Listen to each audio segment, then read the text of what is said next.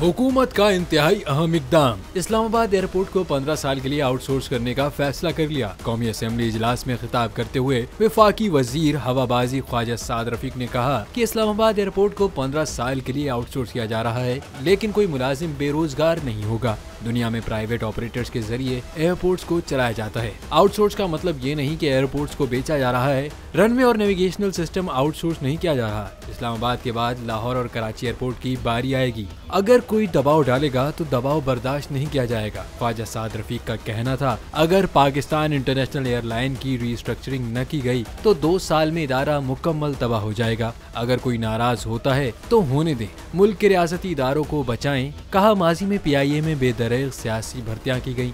जहां जरूरत नहीं थी वहां भी 50-50 लोगों को भर्ती किया गया।